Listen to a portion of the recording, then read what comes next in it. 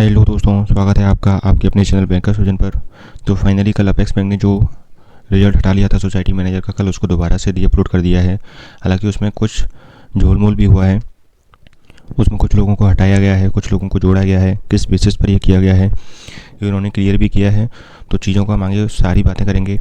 एक हमने भी पोल किया था अपने ग्रुप में, टेलीग्राम ग्रुप में। यदि आप वहाँ पर नहीं जुड़े हैं तो वहाँ पर ज़रूर जुड़ जाइएगा, ठीक है। तो उसके बारे में भी हम बात करेंगे आगे वीडियो में, यही हम सारी बातें करेंगे। तो वीडियो को एंड तक ज़रूर देखिएगा। और यदि आपने अभी तक चैनल को सब्सक्राइब नहीं किया तो प्लीज़ चैनल को सब्सक्राइब कर लीजिएगा। तो चलिए वीडियो को स्टार्ट करते हैं।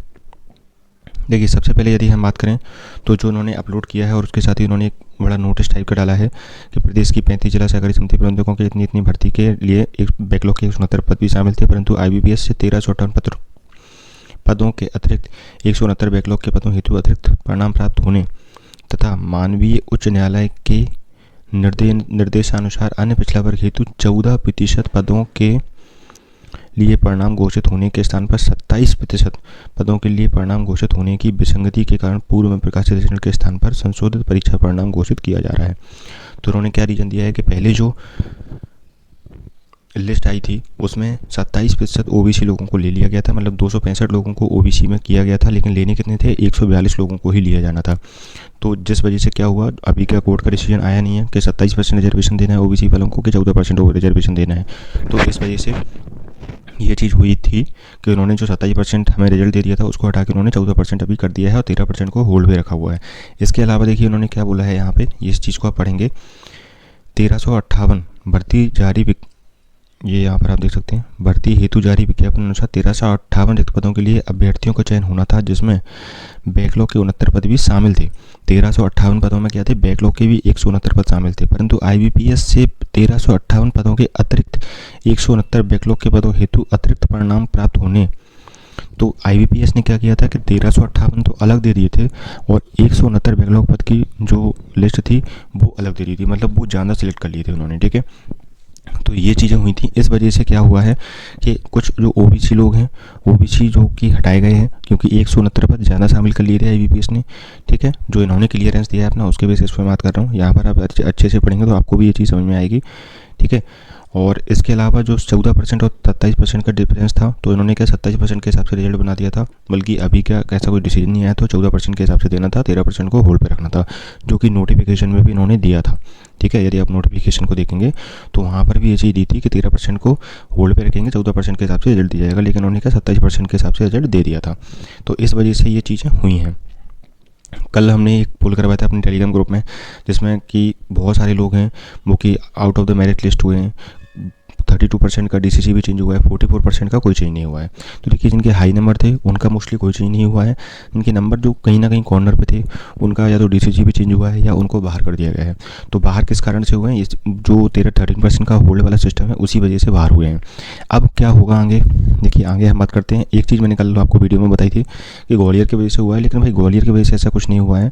देखा जाए तो यहाँ पर बहुत सारे लोग हैं जो अभी भी ग्वालियर वाली लिस्ट, ग्वालियर के लिए उनको दिया गया है। एक ये यहाँ पे देख सकते हैं आप, है ना, यहाँ पे देख सकते हैं, यहाँ पे देख सकते हैं, ये ग्वालियर वाले हैं, ये दोनों ग्वालियर वाले हैं। तो बहुत सारे लोगों को अभी भी ग्वालियर दिया गया है, तो उससे आई थिंक कोई भी उन्होंने चेंज नहीं किया है, वो तो उनको भर्ती करनी पड़ेगी। इससे यही प्रतीत होता है कि भर्ती वो करेंगे। सैलरी का जो भी होगा वो जैसा कि अब DCC में जब आप ज्वाइन कर लोगे तो उसके हिसाब से देखा जाएगा, यदि सबको मिल रही होगी तो आपको भी मिलेगी, ठीक है। आप हमें यदि हम आगे बात करें, कल बहुत सारे लोगों के मैसेज भी आए, सर हमें बाहर कर दिया गया है, ऐसा ऐसा जंगल में थे हमारे, तो आप ये देख सकते हैं, ठीक है। अब हमें क्या करना चाहिए आगे? देखिए, मेरे हिसाब से ये हुआ है कि जो 30% OBC को होल्ड किया गया है, 30% OBC को होल्ड किया गया है, इस वजह से जो 13% UR वाले हैं उनको भी कहीं ना कहीं अभी बाहर होल्ड पर ही रखा गया है।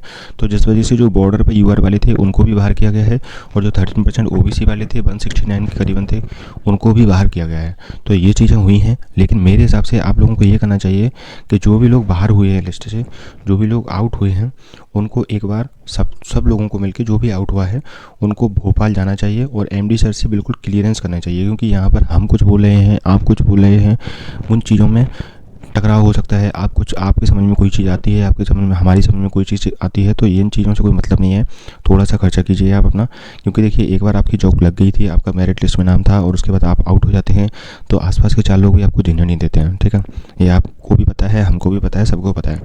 तो मेरे हिसाब से जो भी लोगों को आउट किया गया है, आप लोग इकट्ठे होइए, एमडी सर के पास जाइए, वो बढ़िया व्यक्ति हैं, कोई दिक्कत नहीं है। आप उनसे जाके आराम से बात कीजिए, समझिए चीज़ों को, वो क्या कह रहे हैं, दूसरी लिस्ट आएगी कब तक आएगी, क्योंकि देखिए ये कोऑपरेटिव है।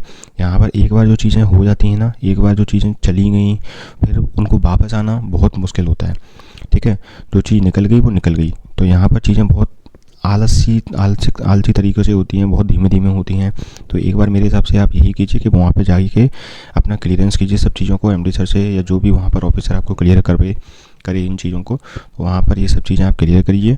उसके बाद ही आप आगे कुछ फैसला लीजिए। सीधे आप ना तो कोर्ट में जाइए, कुछ लोगों का मानना है कि भाई कोर्ट में चलते हैं, ऐसे मत जाइए कोर्ट में, हो सकता है आपकी लिस्ट होल्ड पे हो।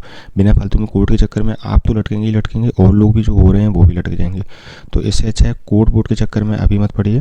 पहले आप जाइए भोपाल, ठीक है, पहले आप भोपाल जाइए, एमडी सर से बात कीजिए, उनसे पूरा क्लियरेंस लीजिए। 30% होल्ड की लिस्ट यदि है तो कब तक आएगी, सारी चीज़ों को क्लियर करके जाइए, ठीक है। और हो पाए तो रिटर्न में चीज़ें ले लीजिए। वैसे रिटर्न में देंगे नहीं वो, लेकिन यदि हो पाए, पॉसिबल हो तो आप ले सकते हैं, यदि वो दे रहे हैं आपको। तो मेरे हिसाब से आपको यही करना चाहिए। बाकी आप लोग खुद समझदार हैं, आपको क्या करना चाहिए, आपको इस चीज़ों को अच्छे से जानते हैं। और बस यही जानकारी मुझे आपको देनी थी। और भी मैं थोड़ा लिस्ट को अच्छे से देखूंगा, अभी मैंने नहीं देखी है। जो भी चीज़ें होंगी उसमें निकल के आएंगी, उन पे ऊपर मैं वीडियो बना दूंगा और आप लोगों को इन्फॉर्म कर दूंगा। Thank you.